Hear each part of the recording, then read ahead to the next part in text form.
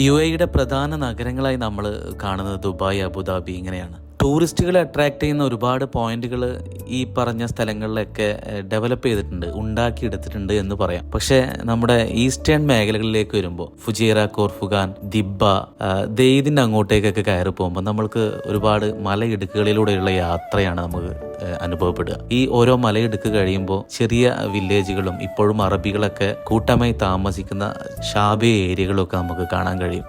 പറഞ്ഞു വരുന്നത് മസാഫിക്ക് അടുത്തുള്ള ചെറിയൊരു അങ്ങാടിയിലെ ഒരു നല്ല ഹരീസ കിട്ടുന്ന ഒരു സ്ഥലത്തെക്കുറിച്ചാണ്.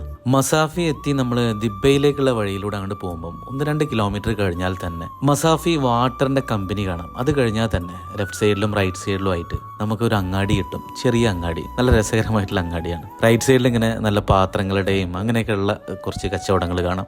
ലെഫ്റ്റ് സൈഡിൽ കുറേ ഹോട്ടൽസ് ആണ് കാണാൻ കഴിയുന്നത്. ഹോട്ടലുകളുടെ മുന്നിൽ വലിയ ചെമ്പ് വെച്ചിട്ടുണ്ടായിരിക്കും, 2-3 ചെമ്പുകൾ ഇരിക്കുന്നത് കാണാം. അതുപോലെ തന്നെ ചെറിയ നമ്മുടെ പൊരിക്കടികൾ വെക്കുന്ന ആ ഒരു ഷെൽഫ് ഉണ്ടല്ലോ, അത് കാണാൻ കഴിയും. പിന്നെ ലുക്കായ്മാത്ത് ഫ്രഷ് ആയിട്ട് ഉണ്ടാക്കുന്നത് കാണാം. വൈകുന്നേരങ്ങളിലൊക്കെ സമയങ്ങളിൽ സമൂസ പൊരിക്കുന്നതൊക്കെ കാണാൻ പറ്റും. ഞങ്ങളിപ്പോൾ വന്നിട്ടുള്ളത് ഹരീസ വാങ്ങിക്കാനാണ്. ഞാൻ പല പ്രാവശ്യം ഇവിടുന്ന് ഹരീസ വാങ്ങിച്ച് കഴിച്ചിട്ടുണ്ട്.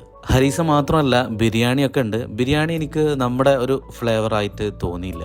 എന്തായാലും ഹരീസ് എനിക്ക് വളരെയധികം ഇഷ്ടപ്പെട്ടു. അതിലിവർ ഒരു വെറൈറ്റി ഉള്ളത്, ഇവർ നെയ്യാണ് ഒഴിക്കുന്നത്, ഒലീവ് ഓയിലല്ല ഒഴിക്കുന്നത്. മസാഫിയിലെ UAEയിലൊക്കെ ക്ലൈമറ്റ് ഒക്കെ ചേഞ്ച് ചെയ്ത് തുടങ്ങി. ചെറിയ നല്ല തണുപ്പാണ്. ഏകദേശം 10:30 ആയിട്ടുണ്ട്. ദിബ്ബയിലേക്ക് പോകുമ്പോൾ ആ ഭാഗത്താണ് ഈ ഒരു സ്ഥലങ്ങൾ നമുക്ക് കാണാം. ലെഫ്റ്റ് സൈഡിലും റൈറ്റ് സൈഡിലും കുറച്ചുകൊണ്ട് മുന്നോട്ട് പോയി കഴിഞ്ഞാൽ തന്നെ നല്ല കുറച്ച് ഹോട്ടൽസ് ഇങ്ങനെയുള്ള സംഭവങ്ങൾ. ഇവിടെ ഹരീസ് കിട്ടും, നല്ല അടിപൊളി ഹരീസാണ്. ഞാൻ അതിന് മുമ്പോട്ട് 2-3 പ്രാവശ്യം ട്രൈ ചെയ്താണ്. മട്ടന്, അതുപോലെ തന്നെ ചിക്കന്, പിന്നെ ക്യാമൽ ഉണ്ടാവും. ക്യാമൽ വെള്ളിയാഴ്ചകളിലാണ് കാര്യമായിട്ടുണ്ടാവുക. നല്ല ലുക്കായ്മാത്ത് ഉണ്ടാവും. പിന്നെ കുറേ സാധനങ്ങൾ വാങ്ങിക്കുന്ന സ്ഥലമൊക്കെ ഉണ്ട് ഇവിടെ. ഏകദേശം 10:30 ആയിട്ടുണ്ട് സമയം. ഇന്നത്തെ രാത്രി ഭക്ഷണം ഒഴിവാക്കാമെന്ന് വിചാരിച്ചതാണ്. അപ്പോഴാണ് ഹരീസൊക്കെ ഒരു പൂതി. ഇതിന് മുൻപ് ഇടയ്ക്കിടയ്ക്ക് ഞാൻ വാങ്ങി കഴിച്ചിരുന്നു.